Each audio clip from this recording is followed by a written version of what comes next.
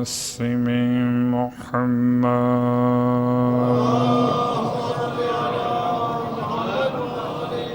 وقضوا أهل بيته الطيبين الطاهرين واللعنة الدائمة على قضائهم أجمعين. أما بعد، فقد قال الله تبارك وتعالى في كلامه الحميد وفرقانه المجيد قوله الحق وهو أصدق القائلين. بسم الله الرحمن الرحيم.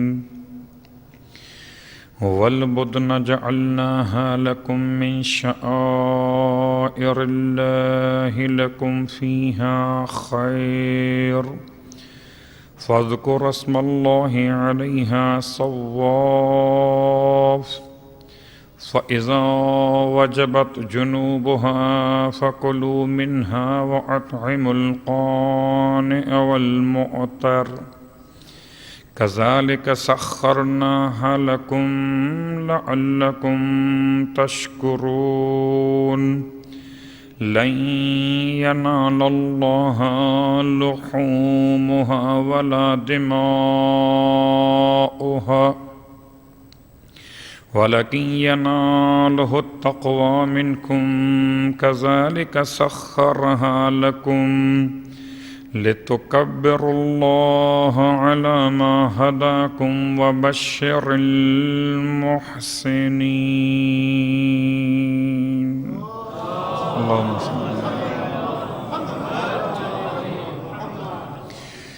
تمام تعریفیں پروردگار مجتبیٰ کے لیے اور تمام ہدیہ درود و سلام ذات مجتبیٰ اور آباء و اجداد اور ائمہ طاہرین علیہم الصلاۃ والسلام کے لیے. الحمدللہ الذی جعلنا من المتمسکین بالقرآن العظیم وجعلنا من المتمسکین بولایت علی بن ابی طالب علیہ السلام.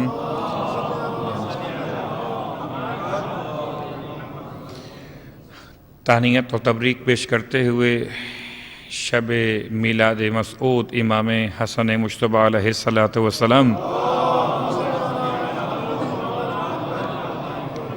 خدمت سرکار ختم یہ مرتبت اور آل طیبین و طاہرین کی بارگاہ میں اور ان کے بعد خاص طور سے امام زمانہ علیہ السلام کی بارگاہ میں ہدیہ تہنیت و تبریک، اس کے بعد تمام علماء اعلام مراجع عظام کی خدمت میں، پھر اس کے بعد آپ تمام مومنین کی خدمت میں آج کی شب کی مناسبت سے تبریک پیش کرتا ہوں. پروردگار عالم ہم سب کے لیے آج کی شب کی برکتیں حاصل کرنے کی ہمیں توفیق عطا فرمائے.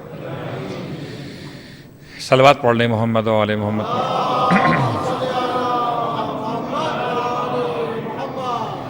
سورہ مبارکہ حج کا بیان جاری و ساری ہے اور انشاءاللہ آج کے ذکر میں شامل وہ تمام شخصیات کے ساتھ ساتھ معصوم کی شخصیت بھی کہ جن کی برکت سے حج قبول ہو جاتا ہے. مگر حج کے بیان سے پہلے روزانہ کے ثواب کے ذریعے سے اپنی گفتگو کا آغاز کرتے ہوئے پروردگار عالم کی بارگاہ میں تشکر کے ساتھ کہ مالک کا شکریہ کہ اس نے ہمیں ایک مرتبہ پھر ایک معصوم کی شب میلاد نصیب فرمائی ہے. واقعاً ہر رات میں انعام بٹتے ہیں. جس رات میں خیر الانعام کا شہزادہ آ جائے اس میں کیا کیا انعام ملتے ہیں. مانگنے والے کا دامن چھوٹا ہو سکتا ہے، عطا کرنے والے کی عطا میں کوئی کمی نہیں ہوتی. بس انسان اپنی خطاؤں پہ شرمندہ رہے، توبہ کا دامن پھیلائے رکھے اور امید کو ہاتھ سے جانے نہ دے تو خدا اسے معاف فرما دیتا ہے. اس کیفیت کے ساتھ کہ واقعاً اللہ کے رسول نے ہر ایک دن کے ثواب کو الگ الگ انداز سے بیان کر کے روزے کے ذائقے میں ایسے 4 چاند لگا دیے کہ ہر دن الگ الگ انسان کو ذائقے اور روحانیت محسوس ہو سکتا ہے. ورنہ انسان بسا اوقات ایک جیسی خوراک کھاتے کھاتے بور ہو جاتا ہے. ایک جیسے ثواب کو سنتے سنتے کہیں بور نہ ہو جائے تو اسے خدا کے رسول نے ثواب کے تنوع میں رکھا ہے. اور کیا ثواب بیان کیا ماہ رمضان کے 14ویں روزے کے عنوان سے اللہ کے رسول نے ارشاد فرماتے ہیں کہ پروردگار عالم 14ویں روزے دار کو 6 انبیاء کے ساتھ ملاقات کا ثواب عطا فرمائے گا۔ اور 6 انبیاء کون ہیں؟ حضرت آدم علیہ الصلاۃ والسلام، حضرت نوح علیہ الصلاۃ والسلام، حضرت ابراہیم علیہ الصلاۃ والسلام، حضرت موسیٰ علیہ الصلاۃ والسلام، حضرت داؤد علیہ الصلاۃ والسلام اور حضرت سلیمان علیہ الصلاۃ والسلام، 6 انبیاء۔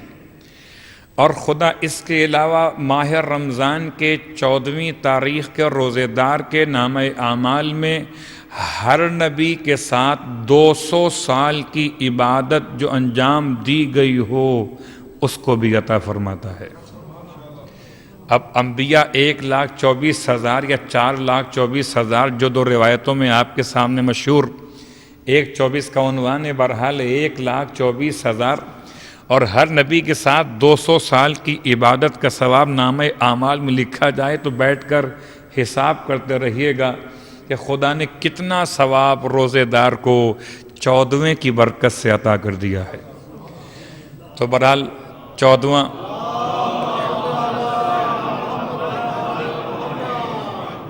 روزہ ماہ مبارک رمضان کا ثواب آپ نے سن لیا، اور اب اللہ کے رسول کی اور روایت کہ آپ نے اس مبارک مہینے میں خاص 14ویں تاریخ میں کیا دعا مانگنے کی تعلیم اور ادب عنایت فرمائے ہیں۔ اللہ کے رسول پہلا جملہ ارشاد فرماتے ہیں، اللہم لا تؤاخذنی فیہ علی الاثرات، پروردگار میرا مواخذہ مت کرنا اس پورے مبارک مہینے میں، خاص اس تاریخ میں۔ الاثرات کا مطلب کیا ہے؟ اثرات جمع ہے اثرتن کی، اثرتن کا ترجمہ ہے معصیت نہیں ہے، گناہ نہیں ہے، ارادہ فعل حرام نہیں ہے، بلکہ پاؤں سلپ ہو گیا، پاؤں کے پھسل جانے کو اثرتن کہیے، اس کو اپنی زبان میں لغزش کہا جاتا ہے کہ ایک تو ارادہ فعل حرام وہ الگ موضوع ہے، معصیت کہلاتا ہے، ایک انسان کا گناہ کرنا وہ الگ عنوان ہے، لیکن یہاں نہ گناہ ہے نہ معصیت ہے بلکہ لغزش ہے، یعنی چلتے چلتے ذرا سا ہاتھ ہل گیا، پانی گر گیا۔ تو پانی گرانا اور تھا، پانی کا گرنا اور ہے۔ جیسے کہ لوگ کبھی کبھی سوال کرتے ہیں روزے کی حالت میں خون کا مسئلہ، یا ماہ رمضان کو چھوڑ کر احرام کی بات کر لیجئے، حالت احرام میں خون نکالنے کا مسئلہ، تو خون نکالنا حرام ہے، خون کا نکلنا حرام نہیں ہے۔ تو اثرات کہتے ہیں اس کیفیت کو جہاں انسان نے بالارادہ تو گناہ نہ کیا ہو، البتہ لغزش ہو گئی ہو۔ تو اس مبارک مہینے میں اللہ کے رسول نے لغزشوں کے لیے بھی خدا کی بارگاہ سے مغفرت طلب کی، لا تؤاخذنی، بہت غور کیجئے گا۔ اور چلیں اللہ کے رسول کی دعا، وہ دعا جو قرآن مجید فرقان حمید میں سورہ مبارکہ البقرہ کا آخری جملہ بن گئی، ربنا لا تؤاخذنا ان نسینا او اخطأنا، اے ہمارے پروردگار ہمارا مواخذہ مت کرنا، ان نسینا، اگر ہم بھول جائیں۔ کتنا جملہ خوبصورت ہے، بھول جائیں۔ ماضی میں جو اقوام گزر گئے ان کے لیے بھول جانا مثل گناہ کبیرہ کے تھا، اور آپ کی امت کے لیے، اللہ کے رسول کی امت کے لیے بھول جانے پر مواخذہ نہیں رکھا گیا کہ انسان روزے کی حالت میں بھول کر پوری ایک بریانی کی پلیٹ کھا لے، روزہ بھی ہے پیٹ بھی بھر گیا۔ صلوات پڑھے محمد و آل محمد۔ بھولنا شرط ہے، لیکن اگر آخر میں دانت میں خلال کرتے ہوئے ایک چاول کا چھوٹا سا ذرہ بھی بالارادے کے ساتھ چلا گیا، وہ روزہ توڑ دے گا۔ ربنا لا تؤاخذنا، ہمارا مواخذہ مت کرنا، ان نسینا، اگر ہم بھول جائیں، او اخطأنا، یہ ہم سے خطا ہو جائے۔ تو آج کی دعا کا جملہ خاص طور سے اللہ کا رسول فرما رہے ہیں، رب اللہم لا تؤاخذنی فیہ من الاثرات، پروردگار میرا مواخذہ مت کرنا، میری گرفت مت کرنا۔ گناہ پر تو عذاب ہوتا ہے، معصیت پر تو سزا ہوتی ہے، لیکن غلطیوں پر مواخذہ ہوتا ہے۔ مواخذہ کیا ہے؟ سرزنش کہیے، لغزش ہو تو سرزنش ہوتی ہے۔ اب میں کیا جملہ استعمال کروں، بسا اوقات پرانے زمانے کی مثالیں ہیں، بچے کو پہلے ہی ڈانٹ دو یا پہلے ہی تھپڑ لگا دو اس سے پہلے کہ گلاس توڑے. یہ ایک محاورہ ہے یا ایک طریقہ ہے کہ گلاس ٹوٹنے کے بعد تو لگانا بیکار، وہ ٹوٹ چکا، تو ٹوٹنے سے پہلے بچے نے ہاتھ میں گلاس لیا ہے، اس سے پہلے کہ وہ ٹوٹ جائے اسے مار دو. یہ محاورہ ہے، پرانے زمانے کی مثال ہے، لیکن حقیقت نفسیات سے مختلف ہے. میں جملہ اب کہتا ہوں کہ گلاس ٹوٹ جائے تو بازار سے نیا آ سکتا ہے، بچے کی شخصیت ٹوٹ جائے تو بازار سے شخصیت نہیں مل سکتی. تو بہرحال خدا نے اور خدا کے رسول نے ہمیں کیا پیغام دیا کہ ہم اس انداز سے دعا مانگیں کہ پروردگار ہمارا مواخذہ مت کرنا لغزشوں پر، جو ہمارے قدم کہیں ڈگمگا جائیں اس پر ہمارا مواخذہ مت کرنا. اسی جملے کو استعمال کرتے ہوئے سرکار سید الشہداء امام حسین علیہ السلام نے بھی دعائے عرفہ میں خدا سے التماس کی. اسی جملے کو یاد کرتے ہوئے زیارت ناہیہ میں سلام کے بعد دعا کے مرحلے پر امام زمانہ علیہ السلام نے یہی پیغام دیا رب کی بارگاہ میں کہ پروردگار ہماری لغزشوں پر ہماری پکڑ نہ فرمانا. اسی جملے کو استعمال کرتے ہوئے دعائے کمیل ابن زیاد میں مولا متقیان علی ابن ابی طالب علیہ السلام نے بھی لغزشوں کی بات کی. وَأَقِلْنِي فِيهِ، اور اے پروردگار اقالہ کر دینا کس میں؟ من الحفوات، من الخطایا والحفوات. پروردگار اس پورے مبارک مہینے میں اور خاص آنے والے دن کی مناسبت کو دیکھتے ہوئے دو باتوں کا اقالہ کر لینا. پہلے تو اقالہ کیا ہوتا ہے؟ اقالہ فقہی اصطلاح میں کہتے ہیں معاہدہ کینسل کیے جانے کو. کیا مطلب؟ میں نے آپ کے ساتھ ایک بارگیننگ کی ہے یا ایک کاروبار کیا ہے کہ یہ انگوٹھی میں نے آپ سے لی، آپ نے مجھ کو دی، پیسے طے کیے کہ اتنے پیسے آپ لیں گے، یہ انگوٹھی میں آپ سے لوں گا. تھوڑی دیر کے بعد یا بائے یا مشتری، یا بیچنے والا یا خریدنے والا، اگر سودے کو کینسل کرنا چاہیں تو اقالہ کہیں گے. اقالہ مطلب آپ کی چیز آپ کے پاس، میری چیز میرے پاس. تو پروردگار کی بارگاہ میں ایک اقالہ کیا گیا اللہ کے رسول کی جانب سے کہ اس طرح کہو پروردگار تو مجھ سے اقالہ کر لے کہ میری جو معصیت ہے جو تجھ تک پہنچی ہے اس کو واپس پلٹا دے، جو تیری رحمت مجھ تک نہیں پہنچی ہے تو مجھ تک پہنچا دے، اقالہ کر دے. عقلنی، اے پروردگار مجھ سے اقالہ کر لے. ہاں کس میں؟ خطایا اور حفوات میں. جو ایسے گناہ غلطیاں ہو چکی جو انسان کو جہنم میں لے جانے کا عنوان بن رہی ہیں مالک. یعنی میں نے اگر جہنم اپنے برے اعمال سے خرید لیا ہے تو اقالہ کر دے، اس سودے کو کینسل کر. صلوات پڑھے محمد وآل محمد.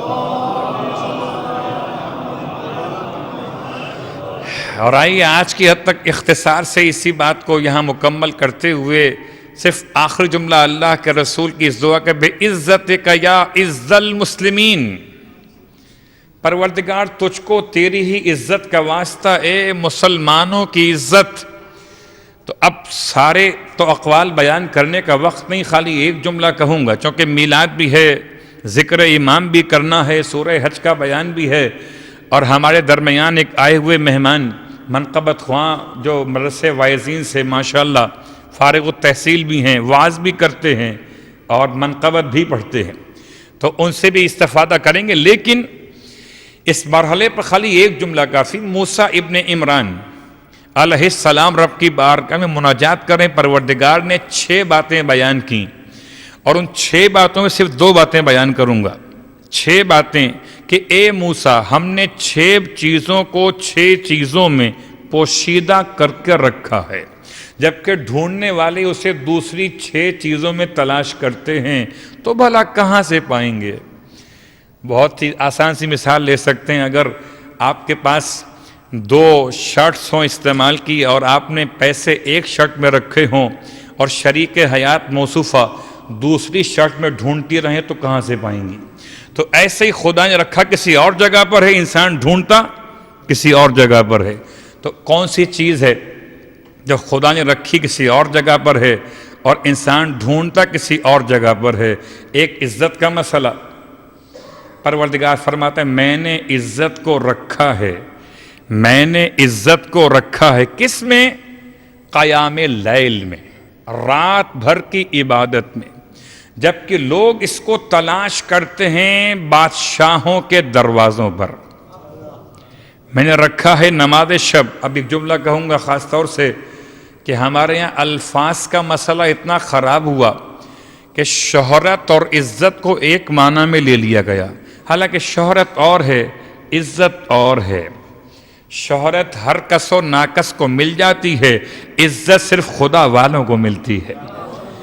تو بہت سے ایسے ہیں جن کو شہرت نہیں ملی، عزت ملی ہے، بہت سے ایسے جن کو شہرت ملی ہے، عزت نہیں ملی۔ البتہ ہمارا نادان معاشرہ سمجھتا ہے کہ جو زیادہ مشہور ہے وہ زیادہ صاحب عزت ہے، اس بیچارے کی کیا حیثیت ہے، ممبر سے کیا، ممبر پہ تو آتے ہی نہیں ہیں، مصلی پر بیٹھے رہتے ہیں، تمہیں کیا معلوم جس کے پاس شہرت نہیں ہے اس کے پاس عزت کتنی بڑی ہے۔ بسا اوقات انسان یہ خیال کر رہا ہوتا ہے کہ شہرت ہی عزت ہے، شہرت اچھی بھی ہوتی ہے بری بھی ہوتی ہے، عزت ہمیشہ اچھی ہی اچھی ہوتی ہے، بری نہیں ہوتی۔ کہ خدا عطا کرتا ہے عزت تو پھر اچھائی کے ساتھ ہی تو عطا کرتا ہے۔ تو عزیزان محترم، پروردگار کا یہ اعلان موسیٰ ابن عمران علیہ السلام کی خدمت میں کہ موسیٰ میں نے عزت کو چھپا کر رکھا رات قیام لیل میں، اور لوگ اسے تلاش کرتے ہیں، لوگ اسے تلاش کرتے ہیں بادشاہوں کے دروازوں پر۔ تو بھلا کہاں سے پائیں گے؟ وہاں بادشاہوں کے دروازوں پر کتے تو پل سکتے ہیں، صاحب عزت کہاں رہیں گے؟ اس کے بعد جملہ ایک اور سن لیجئے، موسیٰ ابن، خاص جملہ ہے، بہت غور کیجئے گا۔ موسیٰ ابن عمران سے پروردگار کا فرمانا کہ موسیٰ میں نے اجابت دعا کو لقمہ حلال میں رکھا ہے، اور لوگ اسے داد و فریاد میں تلاش، صلوات پڑھے محمد و آل محمد۔ اتنا گہرا جملہ ہے، اتنا گہرا جملہ ہے، لوگ اسے داد و فریاد، جو عربی کے الفاظ قیل اور قال، لوگ اسے داد و فریاد میں تلاش کرتے ہیں، میں نے اس کو رکھا ہے لقمہ حلال میں۔ تو اب پتہ چلا مستجاب الدعوات ہونے کے لیے قیل اور قال نہیں چاہیے، لقمہ حلال چاہیے۔ اب اگر دعا قبول نہ ہوتی ہو تو اپنے دعا کے الفاظ نہ بدلیے، اپنی خوراک بدل لیجئے۔ تو یا عز المسلمین، اے مسلمانوں کی عزت عطا کرنے والے پروردگار، تو تجھ کو تیری عزت کا واسطہ ہماری یہ دعا قبول فرما لے، جو ماہ رمضان کی دعاؤں کے عنوان سے اللہ کے رسول نے بیان فرمائی۔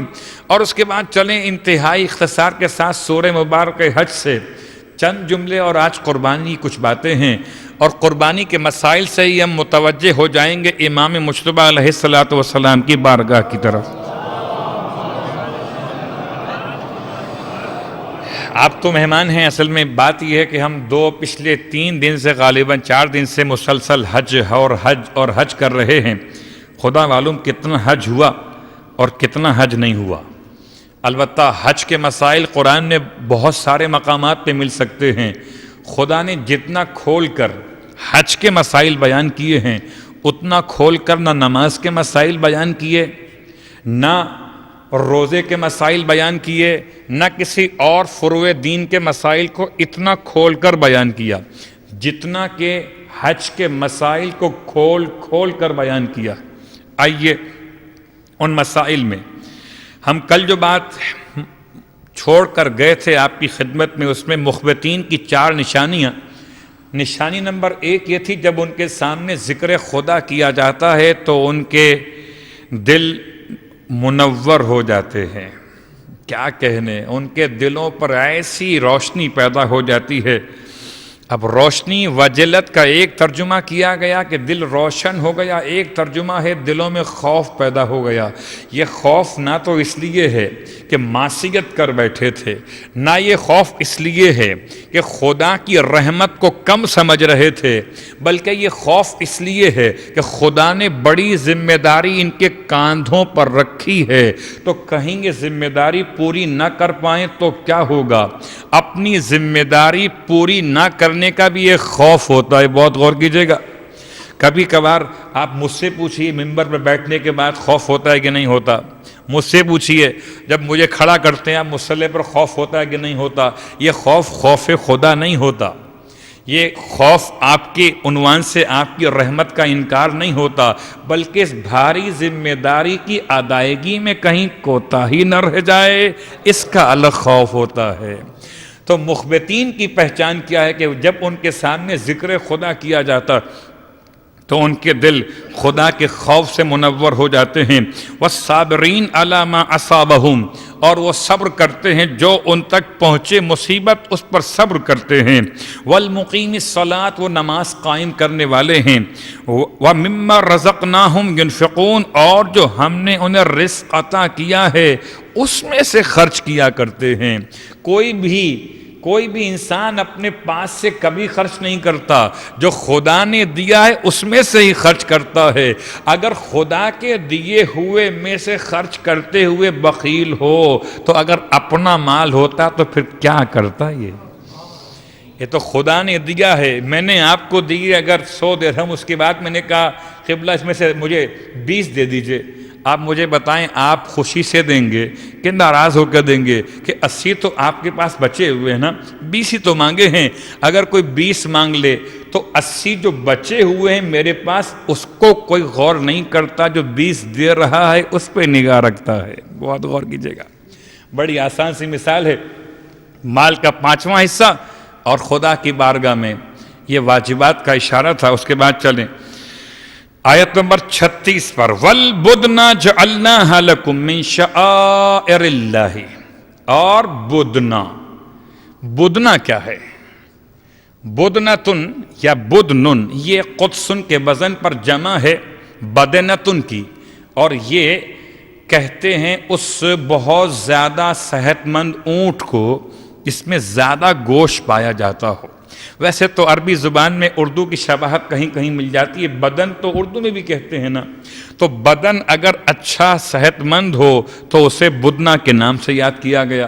والبدنا، مگر وہ قربانی کا اونٹ جس میں زیادہ گوشت ہے، اس کو ہم نے جعلناہا، ہم نے اسے قرار دیا، لکم تمہارے لیے، من شعائر اللہ، اللہ کی نشانیوں میں سے۔ تو اونٹ اللہ کی نشانیوں میں سے ہے، ایک اونٹنی اللہ کی نشانی ہے اور ایک اونٹ اللہ کی نشانی ہے۔ اونٹنی اگر پہاڑ سے آئے تو اللہ کی نشانی ہو جائے، اونٹ اگر حج کے لیے قربانی کی خاطر آئے تو اللہ کی نشانی ہو جائے، اور ان نشانیوں کو چھوڑ کر جو جب کہیں اونٹ استعمال کرے تو علیحدگی کا باعث ہو جائے۔ عزیزان محترم، وَالْبُدْنَ جَعَلْنَاهَا لَكُمْ، پروردگار نے اعلان کیا کہ یہ اونٹ جس میں بہت زیادہ گوشت ہے، اس کو ہم نے قرار دیا تمہارے لیے نشانی پروردگار۔ لَكُمْ فِيهَا خیر، تمہارے لیے اس کے اندر خیر ہی خیر ہے۔ فَاذْكُرُوا اسْمَ اللَّهِ عَلَيْهَا، اب پورا قربانی کا طریقہ بیان کیا، پس تم اللہ کا نام لو، اس پر اللہ کا نام لو۔ وجہت وجہی للذی فطر السماوات والارض حنیفا مسلما وما انا من المشرکین، ان صلاتی ونسکی ومحیای ومماتی للہ رب العالمین لا شریک لہ وبذالک امرت وانا من المسلمین، بسم اللہ وباللہ، اللہم منکا ولکا، اللہم تقبل منی یا منا۔ قربانی کی دعا، اور قربانی کی پوری دعا میں بہت غور کیجئے گا، ایسا لگ رہا تھا قربانی اونٹ کی نہیں بلکہ انسان کی اپنی ہو رہی ہے۔ نسکی، انا صلاتی و نسکی، اگر نسک کا ترجمہ قربانی ہے تو میری قربانی، صلوات پڑھے محمد و آل محمد۔ آپ نے رخ کیا حیوان کا جانب قبلہ، کہتے ہیں وجہت وجہی، میں نے اپنا چہرہ رخ موڑ دیا اس کی طرف کہ جس نے خلق فرمایا زمین و آسمان، فطر السماوات والارض حنیفا مسلما۔ تو یہ قربانی کی دعا کب پڑھی جائے گا؟ جب کہ آپ اونٹ کو اس طرح کھڑا کر لیں کہ آیت کہتی ہے علیہ، اس پر نام لو اللہ کا، کب؟ صواف، جب کہ صفوں میں اونٹ کو کھڑا کر دو۔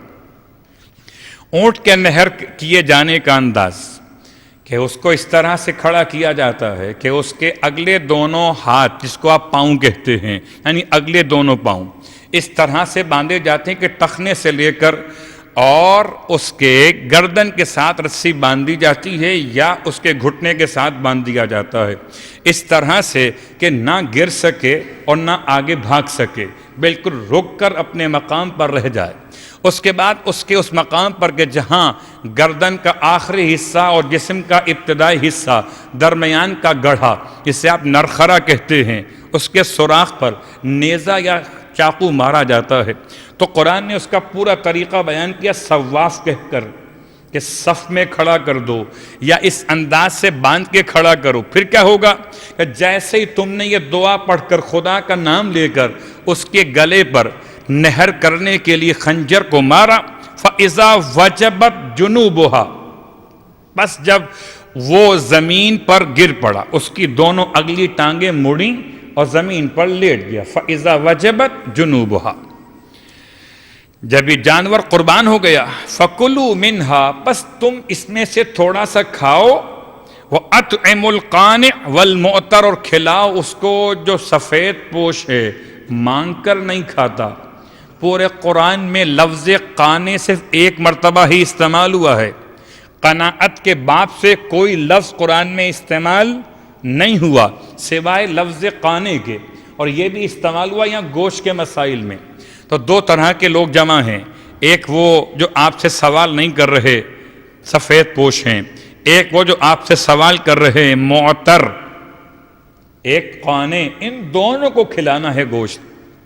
اب خیر قربانی کے عنوان سے خالی یہ ایک مسئلہ آپ کی خدمت میں اور بیان کر دوں، بہت سارے مسائل قربانی کے ہیں، لیکن جب کبھی ہم قربان گاہ جاتے ہیں قربانی کرنے کے لیے اور جب تلاش کرتے ہیں، یہ حج کی بات کر رہا ہوں میں خاص طور سے، آج کل مسلخ جدید جو باہر بنا ہوا ہے مینا کے باہر، اور جب وہاں پہنچ کر مجرد تو سوال کرتے ہیں کہ ذرا ہمیں حیوان چھانٹ کے نکالنا ہے۔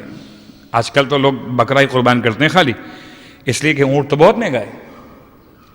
حیرت کی بات ہے، بڑے بڑے مستحبات کا سوال کرنے والے جب قربانی کی بات آتی ہے تو صرف بکرے پر اکتفا کرتے ہیں۔ بکرا ہے 450 ریال کا اور اونٹ ہے 4500 ریال کا، اب کون سا مستحب چلے گا؟ واجب ہی صحیح ہے، وہ چھوٹی قربانی۔ تو ہم پہنچے بکرے خریدنے کے لیے، تو ہم نے اس سے کہا 50 ریال ہاتھ پہ رکھنے کے بعد، کیونکہ اس کے بغیر تو کام ہوتا نہیں، بخشیش اکرامیہ تو چلتا ہے معلوم ہے، اس سے کہا کہ ہمیں اپنی مرضی کے جانور نکالنے دے۔ اس نے کہا یہ کیا کر رہے ہو تم، ایک کو نکالتے ہو 3 چھوڑ دیتے ہو، ایک کو نکالتے ہو 3 چھوڑ دیتے ہو، کیا مسئلہ ہے یہ؟ ہم نے کہا بات یہ کہ ہم چھانٹ کے نکالیں، عیب نہ ہو۔ وہ تھا عربی، اس نے کہا انتا جعفری، اس کا مطلب کیا؟ ترید رجل، تم چاہتے ہو کہ ایک بکرا وہ جو مرد ہو اس کو نکالو۔ ہم نے کہا ہم اگر قربانی کا حیوان بھی عیب دار نہیں لیتے تو عقائد میں کسی امام کو عیب دار کیسے لیں گے؟ تو خیر یہ تو بات تھی کہ واقعاً کتنی ذمہ داری ہے۔ آپ پاکستان میں قربانی کر سکتے ہیں، جیسا بکرا ملے قربان کر سکتے ہیں، حج کے موضوع کا مسئلہ الگ ہے۔ حج پر قربانی کی ساری شرائط دیکھی جاتی۔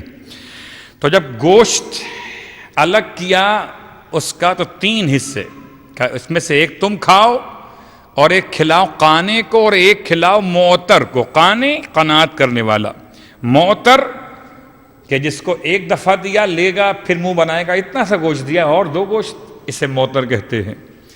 اور جو جتنا آپ نے دیا اور لے کر خاموشی سے الگ ہو جائے اسے قانے کہتے ہیں. کہ قانے کو بھی کھلاؤ اور معطر کو بھی کھلاؤ. کذالک سخرھا لکم لعلکم تشکرون، اسی طرح سے ہم نے ان حیوانات کو تمہارے لیے مسخر کر دیا ہے کہ ایک انسان اتنے بڑے اونٹ کو اکیلا نہر کر لیتا ہے. یہ حیوان کیسے مسخر کیا؟ ورنہ اگر یہ حیوان اپنی حیوانیت پہ اتر آئے تو انسانوں کو اپنے پاؤں سے رون ڈالے. لیکن خدا کا اعلان کہ سخرناہا، ہم نے اس کو مسخر کیا ہے تمہارے لیے، شاید کہ تم شکر گزار بن جاؤ. لن ینال اللہ لحومہا، خدا تک اس کا گوشت نہیں پہنچتا. ولا دماؤہا، نہ خدا تک خون پہنچتا ہے. کل بھی بات کی، پرسوں بھی بات کی کہ کافر سمجھتے تھے خدا تک گوشت پہنچتا ہے، خون پہنچتا ہے، تو خون لگا دیا کرتے تھے علامت کے طور پر. نہ خون پہنچتا ہے اور نہ گوشت پہنچتا ہے. پھر پہنچتا کیا ہے؟ گوشت تو تم لوگ کھا لیتے ہو. وَلَكِنْ يَنَالُهُ التَّقْوَى مِنْكُمْ، لیکن تمہارا تقوی خدا تک پہنچتا ہے.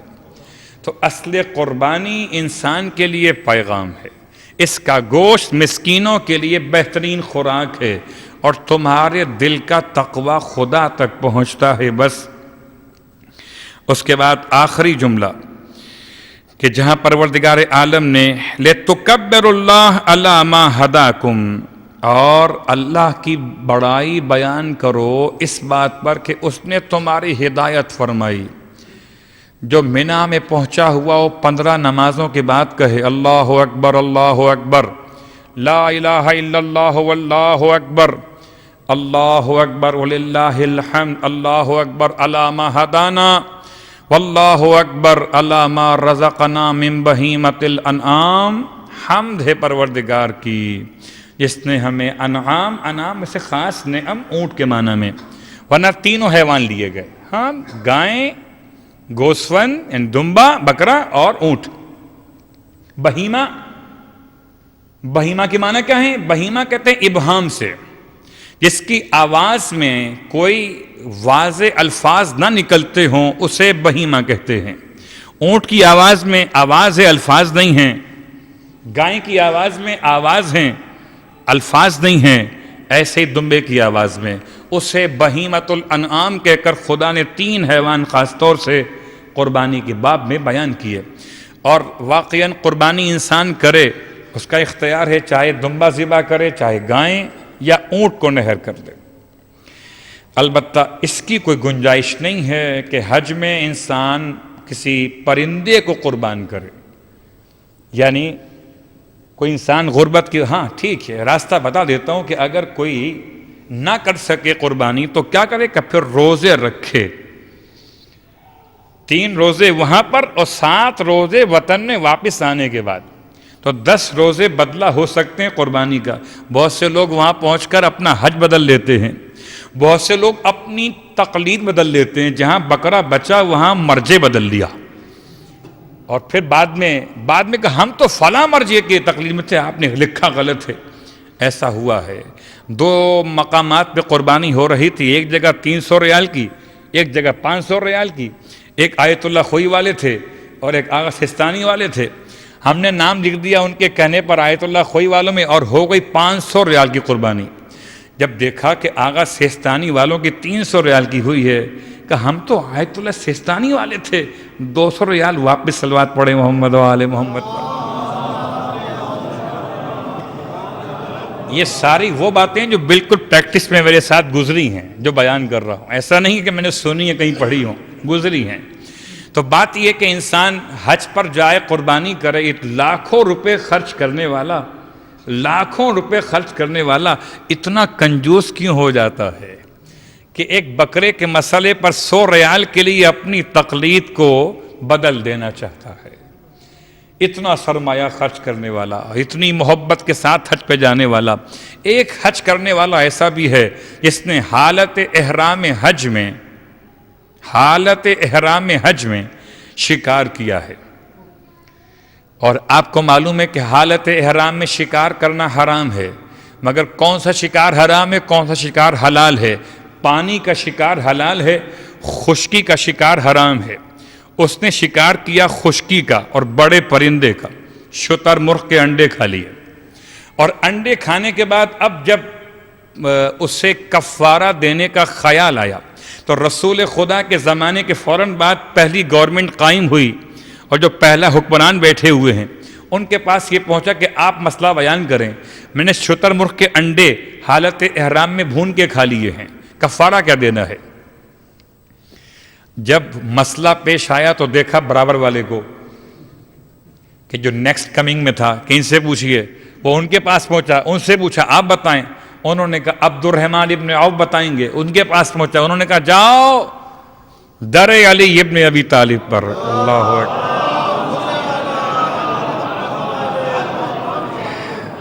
اور بیچارہ حاجی اتفاق سے 3 مقامات سے گزر کر پھر پہنچے چوتھے مقام پر جو تھا راشد کا مقام۔ اور اس کے بعد جب مولا کے پاس پہنچا، مولا تشریف فرمائے، آپ کے دونوں شہزادے بیٹھے ہوئے ہیں، مولا فرماتے ہیں ان دونوں بچوں میں سے جس سے چاہو پوچھ لو۔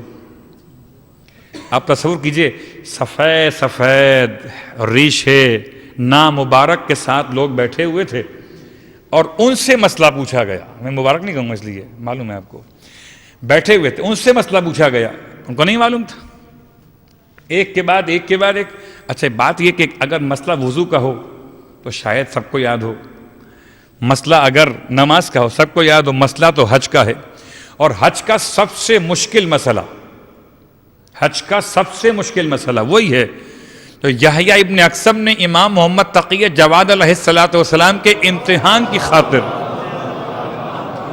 اتفاق سے آج کی شب شیخ مفید کو یاد کیجئے، شیخ مفید محمد ابن نعمان فرماتے ہیں اپنی تحقیق کے اعتبار سے کہ یہ نیمہ رمضان امام جواد علیہ السلام کی آمد کی تاریخ بھی ہے، تو اس اعتبار سے یہ دونوں باتیں مل رہی ہیں۔ آ کر ان امام سے بھی پوچھا گیا اور امام حسن مجتبیٰ علیہ السلام کا انتخاب کیا اعرابی نے کہ ان 2 شہزادوں میں بڑا والے یہ اس سے پوچھتا ہوں، حالانکہ امام نے تو دونوں کو برابر رکھا تھا، یہ دونوں بیٹھے ہوئے ہیں جس سے چاہو یہ مسئلہ پوچھ لو، حالانکہ میرا مولا خود بھی بتا سکتا تھا مگر سمجھانا یہ تھا جب دروازہ موجود ہو تو پھر دروازے سے ہمیشہ شہر میں داخل ہوا جاتا ہے، گویا بتلانے کا مقصد یہ ہوا کہ رسول علم کا شہر اور اس شہر کا دروازہ علی،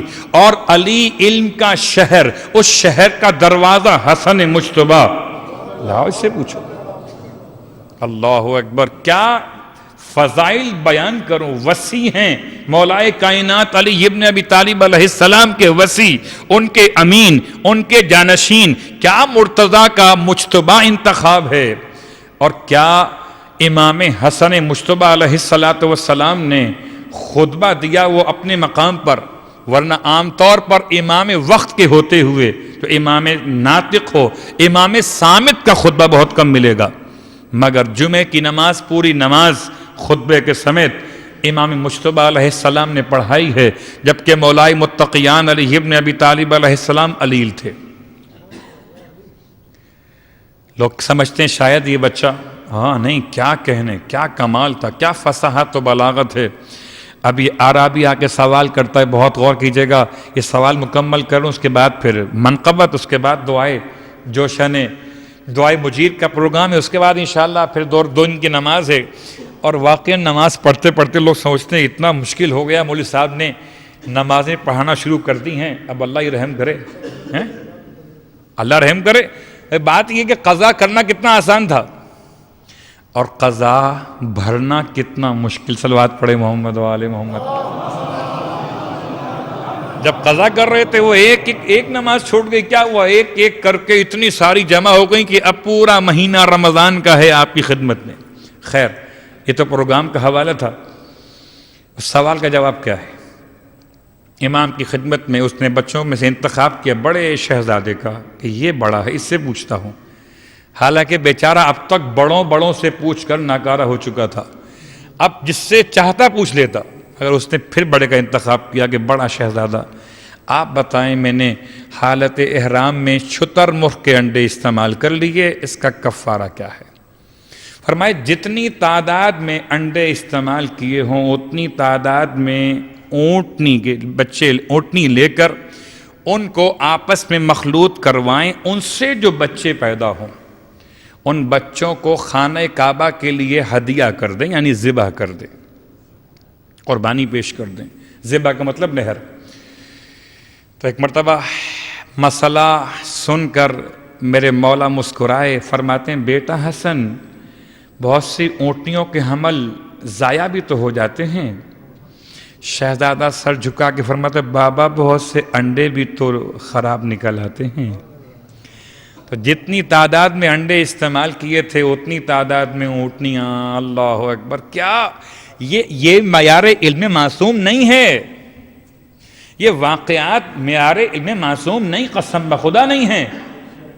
اس لیے نہیں ہیں کہ سائل کی جتنی ذہنی صلاحیت تھی اتنا معصوم نے۔ چھوٹی سی مثال میں آپ کو دیتا ہوں، کبھی کبھی سبیل پہ جائیے، چھوٹا گلاس رکھا ہوا ہے اور سبیل بانٹنے والے کے ہاتھ میں بڑا جگ بھرا ہوا ہے۔ اب مجھے انصاف سے بتائیے، سبیل والا اگر صاحب عقل ہوگا تو آپ کے ظرف کو دیکھ کر بھرے گا یا اپنے ظرف کو دیکھ کے بھرے گا؟ آپ بتائیے، سبیل پر دینے والا آپ کے ظرف کو دیکھ کر دے کتنا چھوٹا گلاس لائے ہو، اس میں اتنا ہی تو آ سکتا ہے۔ تو جتنے چھوٹے چھوٹے ظرف تھے انسانوں کے اتنا علم معصوم ان کے لیے تھا، ورنہ کس میں مجال ہے کہ علم حسن مجتبی کو برداشت کر سکے۔ واقعاً صف بچھا دی جائے اور امام کے فضائل بیان کیے جائیں تو فضائل، اتنے فضائل کہ زندگیاں تو ختم ہو سکتی ہیں، فضائل کریم اہل بیت ختم نہیں ہو سکتے۔ جس کسی کو روزی میں تنگی ہو وہ دسترخوان امام حسن مجتبی علیہ السلام اپنے گھر میں بچھا لے اور بچھا کر پھر امام کی نظر دے کر خدا سے التماس کرے، اس کی رزق میں برکت کی ضمانت ہے امام مجتبی علیہ السلام کی ذات مقدس۔ اس لیے آپ کو کریم اہل بیت کے نام سے پہچانا جاتا ہے۔ واقعاً امام کا بچپن ہو، امام کی جوانی ہو، امام کی پوری زندگی، کل کتنی زندگی؟ صرف 47 برس، بہت بڑی کوئی زندگی کہ 65 برس ہو، 70 برس ہو، 80 برس ہو، نہیں، 47 برس کل مدت حیات ظاہر۔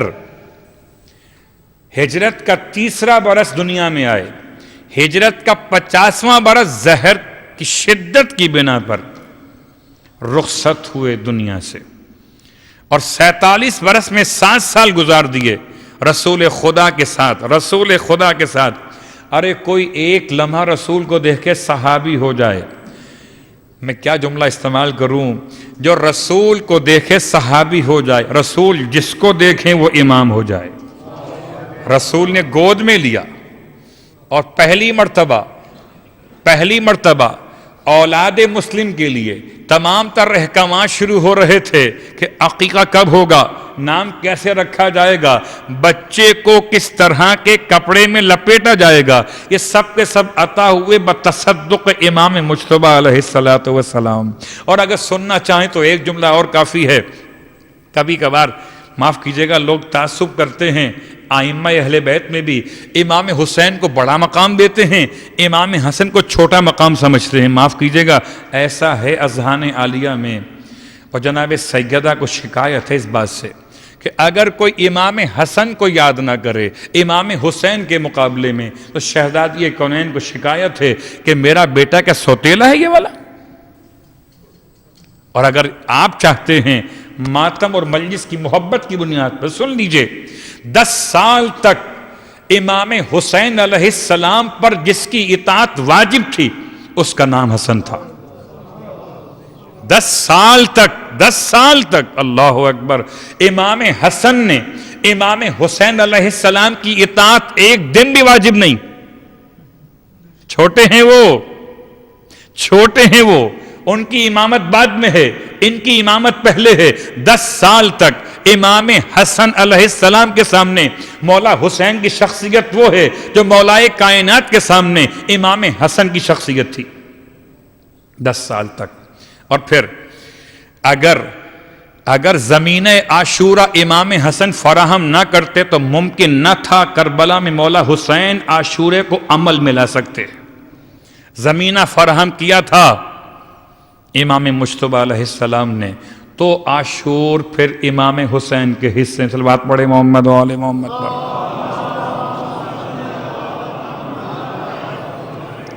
تو بہت سارے فضائل. 7 سال رہے نانا کے ساتھ، اور 7 سال 75 دن، 7 سال 95 دن رہے اپنی ماں سیدہ فاطمہ زہرا کے ساتھ. پھر اپنے بابا کے ساتھ گزارے آپ نے کتنا عرصہ؟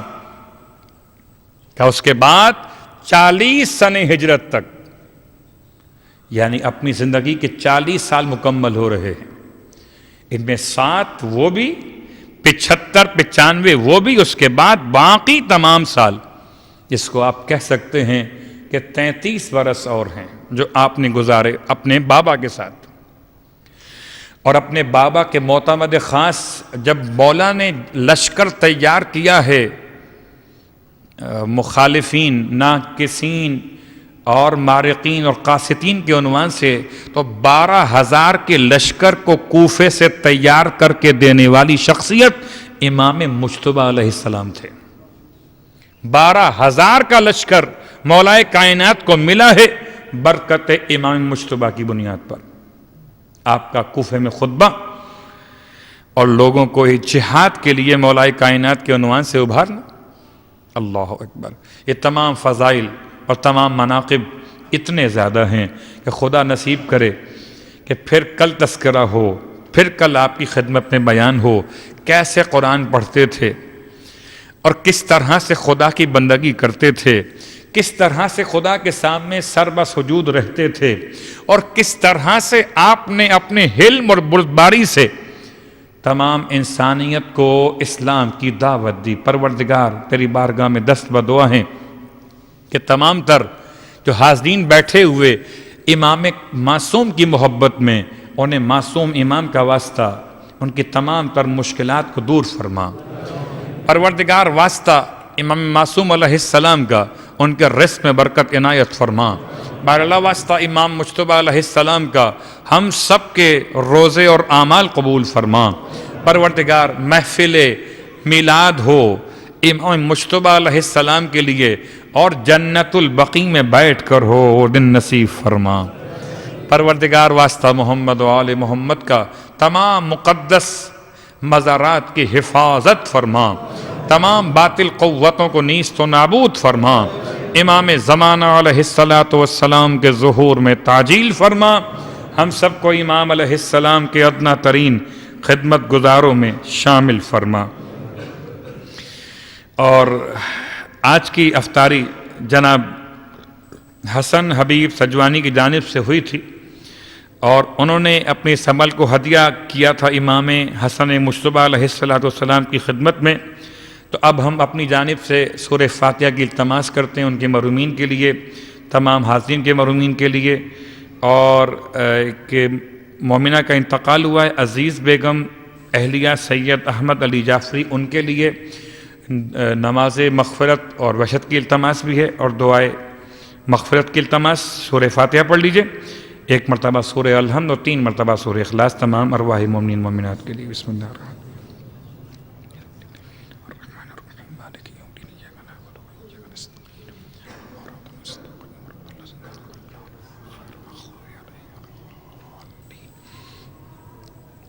بسم اللہ الرحمن الرحیم. قل هو اللہ احد اللہ الصمد لم یلد ولم یولد ولم یکن له کفوا احد. بسم اللہ الرحمن الرحیم. قل هو اللہ احد اللہ الصمد لم یلد ولم یولد ولم یکن له کفوا احد. اور دعائے صحت کی التماس سے علی عمران زیدی صاحب جو ICU کے اندر ہیں، ان کے علاوہ دنیا بھر میں جہاں کہیں مومنین زخمی ہیں، محبت اہل بیت میں یا بیمار ہیں، ان تمام کی شفا یابی کے لیے بتوسل امام معصوم امام مجتبیٰ علیہ السلام بآواز بلند صلوات پڑھ لیجئے. اب آپ نے تشریف رکھنا ہے. یہاں کے ماحول اور اصول کے اعتبار سے تقریر کے بعد ہمیشہ منقبت خوانی ہوتی ہے، تو منقبت خوانی ہوگی، اس کے بعد دعائے مجیر کی تلاوت ہوگی انشاءاللہ، اور اس کے بعد 2 دن کی نماز قضاء عمری جماعت کے ساتھ پڑھی جائے گی. اور منقبت خوانی کے لیے ہمارے پاس آئے ہوئے مہمان جو ہندوستان تشریف لے کر آئے ہیں اور خاص طور سے مدرسہ واعظین سے فارغ التحصیل بھی ہیں، شارب عباس صاحب سے التماس ہے کہ امام کی خدمت میں منقبت پیش کروائیں۔ صلوات پڑھیں محمد و آل محمد۔ بسم اللہ الرحمن الرحیم۔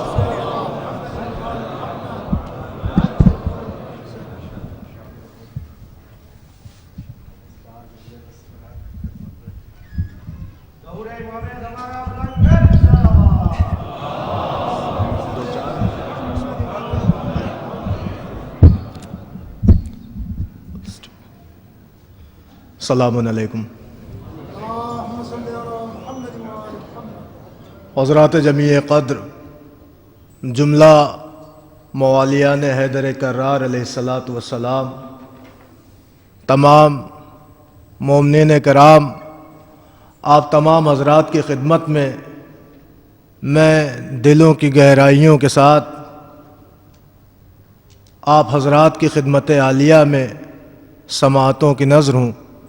میں سب سے پہلے آپ حضرات کو اپنی طرف سے، اپنے خانوادے کی طرف سے، جانشین ابو تراب ابن ابی تراب حضرت امام حسن مجتبیٰ علیہ السلام کی آمد پر پرکشش انداز میں آپ حضرات کو مبارکباد پیش کرتا ہوں، اور میں اپنی طرف سے، اپنے خانوادے کی طرف سے، آپ حضرات کی طرف سے اور آپ حضرات کے خانوادے کی طرف سے سرکار ولی العصر کی بارگاہ میں ان کے جد امجد کی آمد کی مبارکباد پیش کرتا ہوں۔ آپ حضرات ایک بلند ترین نعرہ صلوات پڑھ دیں۔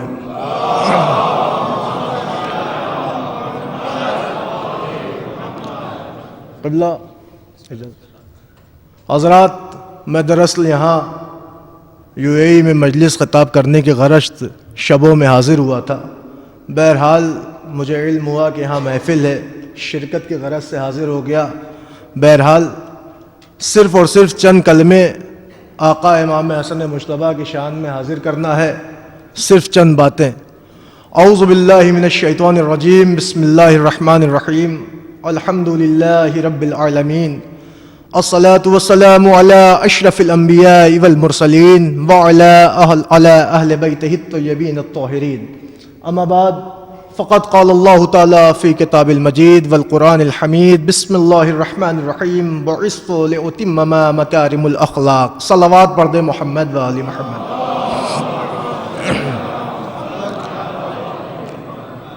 حضرات، ارشاد خداوندی ہے کہ میرے نبی، ہم نے اگر تمہیں مبعوث کیا ہے، بھیجا ہے، تو اس کی غرض ایک یہ بھی ہے کہ ہم یہ چاہتے ہیں کہ تم لوگوں کے درمیان جاؤ اور اخلاق کی خانہ پوری کر دو۔ اس کا مطلب یہ ہے کہ عالم اسلام ہمیں ایک سبق یہ بھی دیتا ہے کہ ہمارے اندر درس اخلاق ہونا چاہیے۔ آپ نے ابھی قبلہ کی تقریر سنی، مسائل دینیہ بیان فرمایا، اہمیت دعا بیان فرمائی، قربانی اور قربانی کے اصول اور اسلوب بیان فرمائے۔ ہر ان چیزوں پر غور کیا اور غور کرانے کی کوشش کی کہ جو ہماری زندگی کے لیے ضروری ہیں۔ بس ایک نقطے کی طرف اشارہ کرنا چاہتا ہوں کہ جس کے لیے قرآن نے اپنے نبی کی تعریف کی کہ میرے محمد، ہم نے تمہیں بھیجا ہے تو اس لیے کہ تاکہ تم جاؤ اور لوگوں کے ہاں اخلاق کی خانہ پوری کر دو۔ اور قرآن نے، دیکھیے میں نے غلط پڑھ دی بات، قرآن نے اس کے لیے کہا انک لعلی خلق عظیم، اے میرے محمد میں نے تمہیں بہترین اخلاق پر فائز کیا۔ اور محمد عربی نے یہ ارشاد فرمایا ہے کہ بعثت لأتمم مکارم الاخلاق، کہ میں تمہارے درمیان اس لیے آیا ہوں تاکہ اخلاق کی خانہ پوری کر دوں۔ اب بات اگر واضح ہو گئی ہو تو میں یہیں سے عرض کروں، پورے قرآن مجید کی تشریح میں پورے قرآن کو اٹھا کے آپ دیکھیں تو قرآن مجید میں چننے کے لیے، انتخاب کرنے کے لیے، سلیکشن کے لیے 4 لفظوں کا استعمال ہوا ہے۔ ایک لفظ ہے لفظ استفاء، ایک لفظ ہے لفظ ارتضاء، ایک لفظ ہے لفظ اجتباء، ایک لفظ ہے لفظ اختیار۔ 4 لفظیں آئی ہیں صرف اور صرف چننے کے لیے۔ آپ بارگاہ رب العزت کو دیکھیں کہ پروردگار نے اس لفظوں کو کیا خوب سجایا۔ اللہ نے جسے جانے استفاء پایا اسے مصطفیٰ بنایا، جسے جانے ارتضاء پایا اسے مرتضیٰ بنایا، جسے جانے اجتباء پایا اسے حسن مجتبیٰ بنا دیا، اور جسے جانے اختیار پایا اسے مختار کرب و بلا بنا دیا۔ ایک صلوات پڑھ دے محمد و آل محمد پر۔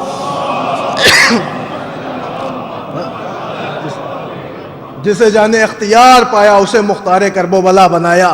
تو پتہ یہ چلا محمد عربی کی شان یہ ہے کہ پروردگار نے انہیں بھیجا تو صرف اور صرف بہترین اخلاق پہ فائز کر کے، اور محمد عربی آئے تو صرف اور صرف ہمارے یہاں اخلاق سکھانے کے لیے، اخلاق کی خانہ پوری کرنے کے لیے۔ آج سارا زمانہ یہ سوچے کیا عالم اسلام میں اخلاق کا کوئی رتبہ ہے؟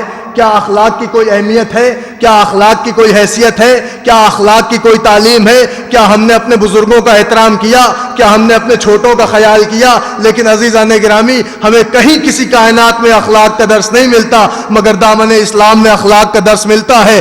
اگر محمد عربی اخلاق دینے آئے تھے تو ان کے جانشینوں نے بھی اخلاق کی تعلیم کی دی ہے۔ حالانکہ آپ پوری تاریخ اٹھا کے دیکھیں کہ اخلاق کا عالم یہ ہے کہ جو اخلاق محمد عربی کا تھا وہی محمد عربی کے بیٹوں کا بھی تھا۔ امام حسن کے لیے ایک جملہ عرض کرتا ہوں، تاریخ گواہ ہے کہ ایک مرد آتا تھا امام حسن کی گلی میں آ کے، روز امام حسن کی شان میں ہجو کرتا تھا، گالیاں دیتا تھا اور گالیاں دے کے چلا جاتا تھا۔ ایک دن ہمارے مولا اور آقا نکلے اور آن کے اس سے ملاقات کی اور بڑی خندہ روئی سے پیش آئے۔ بولے تو مسافر ہے؟ کہا سرکار مسافر ہوں۔ کہا یہ بتا کہ تو کیا کہہ رہا ہے؟ کہا میں آپ کے آبا و اجداد کو گالیاں دے رہا ہوں۔ مولا مشکل کشا کی شان میں کہتا ہے کہ میں علی کو گالیاں دے رہا ہوں، دشنام گوئی کر رہا ہوں، برا بھلا کہہ رہا ہوں، ہجو کر رہا ہوں۔ امام نے پہلے اسے اپنا مہمان بنایا۔ امام نے کہا بھوکا ہے تو کھانا کھا لے، کپڑے نہیں ہیں تو کپڑے لے لے، سواری نہیں ہے تو سواری لے لے۔ تاریخ لکھتی ہے کہ 3 دن تک امام حسن نے اسے اپنا مہمان رکھا، اسے کھانا کھلایا، اسے کپڑے دیے، اسے سواری دی، سارا اہتمام کر کے جب اس کو بھیجا تو اس نے ایک مرتبہ پوچھا کہ یہ بتائیے پورے مدینے میں مجھے اتنا شریف بندہ کوئی نہ ملا، آپ بتائیے کہ آپ ہیں کون؟ تو ایک مرتبہ مولا نے مسکرا کے کہا کہ جس کے باپ کی شان میں تو ہجو کر رہا تھا، میں اس علی مرتضیٰ کا بیٹا حسن مجتبی ہوں۔ بس جیسے یہ جملہ سننا تھا کہ یہ اخلاق، وہ فوراً نادم ہو گیا۔ کہتا ہے کہ جس باپ نے اپنے بیٹے کو اتنی اچھی تعلیم و تربیت دی ہے، اس تعلیم و تربیت سے مجھے اندازہ لگ گیا کہ وہ باپ کتنے اعلیٰ درجے کا ہوگا۔ یہ کہہ کے ایک جملہ کہتا ہے سرکار آج تک میں یہی سمجھتا تھا کہ پوری کائنات میں سب سے بدتر اگر شخصیت معاذ اللہ کوئی ہے تو وہ علی مرتضیٰ ہے، لیکن آج آپ کی سیرت اور تربیت کو دیکھ کے آج میں فخر سے کہتا ہوں اس پوری کائنات میں اگر سب سے افضل ترین ذات کسی کی ہے تو وہ علی مرتضیٰ کی ہے۔ ایک صلوات پڑھ دے محمد و آل محمد۔ عزیزان گرامی، ان 2-4 جملوں سے میں آپ کی خدمت میں یہی میسج دینا چاہ رہا تھا کہ اگر ہم اپنے بچوں کو صحیح تربیت دیں گے تو وہ تربیتیں ہماری عظمت کا پتہ بتائیں گی۔ اگر ہم اپنے بچوں کو اخلاق کی تعلیم دیں گے تو اس کا اخلاق ہمارے صحیح النسب ہونے کی دلیل بن جائے گا۔ عزیزان گرامی، قبلہ نے بڑی اچھی بات کہی کہ آج امام حسن اور امام حسین کے لیے ایک اختلاف ہو گیا ہے کہ صاحب کوئی ان کو گھٹاتا ہے، کوئی ان کو بڑھاتا ہے، لیکن عزیزو آج ہمارے یہاں بھی ہندوستان میں یہ باتیں ہوتی ہیں کہ صاحب امام حسین نے تو جنگ کر لی ہے، کربلا فتح کر لی، امام حسن نے تو صلح کر لی، معاذ اللہ خوف کھا گئے، ڈر گئے۔ لیکن عزیزان گرامی، یہ معصومین ہیں، ان کا کام ہے اسلام کی ہدایت کرنا، اسلام کی فتح یابی چاہنا۔ امام حسن اور امام حسین میں کوئی فرق نہیں ہے۔ عزیزو اگر آپ پوری صلح کو اٹھا کے دیکھیں تو ایسے ماحول میں جب سامنے والوں نے، اپوزیشن والوں نے آ کے امام سے خود کہا کہ ایسا ہے کہ ہم صلح چاہتے ہیں، تو یہیں پہ ساری تاریخ اسلام کو اور ہمارے بھائیوں کو سوچنا چاہیے کہ آخر اگر صلح کی پیشکش امام حسن کی طرف سے جاتی تو آپ یہ کہتے کہ معاذ اللہ ڈر گئے، لیکن جب سامنے والا خود صلح کرنے کے لیے آمادہ ہے تو کسی چیز کو تبازن میں اور جھگڑے میں نہ بدل کے صلح کر لینا، یہ عقل مندی کی بات ہے، شرافت نفسانی کی بات ہے جو امام حسن علیہ السلام نے کر دکھایا۔ اور اگر آپ صلح کے شرائط پڑھیں تو اس میں باقاعدہ امام حسن نے کہا کہ دیکھو جو آج تک میرے بابا کو گالیاں دی جا رہی تھی وہ گالیاں نہیں دی جائیں گی۔ دوسرے صلح کا شرط یہ تھی کہ آج کے بعد تم یہ عہد کرو کہ آج سے جو بھی فعل انجام دو گے وہ مطابق قرآن بھی ہوگا، مطابق حدیث بھی ہوگا۔ اپوزیشن نے اس بات کو ایکسپٹ کر لیا۔ اس سے یہ ثابت ہو گیا کہ آج تک ان کا نہ کوئی فعل مطابق قرآن تھا نہ مطابق حدیث تھا۔ تو عزیزان گرامی، ہمارے اماموں نے اپنے کردار سے کائنات کو بتایا کہ ہم وہ شخصیتیں ہیں کہ جو ہمیشہ اسلام کو امن کے ساتھ کامیابی کی طرف بڑھانا چاہتے ہیں۔ ہم اسلام کی کامیابی کامیابی چاہتے ہیں. اگر ہمیں صلح کرنا ہوتا ہے تو ہم صلح کر کے اسلام کو کامیاب کرتے ہیں, اگر ہمیں جنگ کرنا ہوتا ہے تو ہم جنگ کر کے اسلام کو کامیاب کرتے ہیں. ایک بلند ترین صلوات پڑھ دیں محمد و آل محمد پر. عزیزان گرامی, بس 2 جملے آئیے عرض کرتا ہوں. اللہ قرآن کی آیتوں میں فضیلت حسن کی ہے, اللہ کی زبان پر مدحت حسن کی ہے. عورت کہا جو مرد کو عورت ہی ہو گیا, اے شان خدا شان امامت حسن کی ہے. بھئی یہیں سے 4 مصرے اور سن لیں, بہت جلدی بھی ہے, اور بھی حضرات ہیں جنہیں پیش کرنا ہے. عرض کرتا ہوں کہ قلم ناد علی کے سائے میں جوہر وہ دکھلائے. قبلہ, قلم ناد علی کے سائے میں جوہر وہ دکھلائے, فضائل کا سمندر لفظ کے کوزے میں آ جائے. قلم ناد علی کے سائے میں جوہر وہ دکھلائے, فضائل کا سمندر لفظ کے کوزے میں آ جائے. تو علی کے نام کی تاثیر 2 میں نے یہ دیکھی ہے, کوئی دہشت سے گر جائے, کوئی گر کر سنبھل جائے. علی کے نام کی تاثیر 2 میں نے یہ دیکھی ہے, کوئی دہشت سے گر جائے, کوئی گر کر سنبھل جائے. ایک صلوات پڑھے محمد والے محمد پا. عرض کرتا ہوں کہ قلم بھی ساتھ میرے دامن قرطاس بھی ہے, قلم بھی ساتھ میرے دامن قرطاس بھی ہے. فضائل حب علی دلوں میں عشق علی کی میرے فرات بھی ہے. تو پرچم حضرت عباس پہ فتوے نہ لگا, پردہ غیب میں ایک دوسرا عباس بھی ہے. آپ حضرات بلند ترین نعرے صلوات پڑھ دیں. اجازت ہو تو میں چلوں.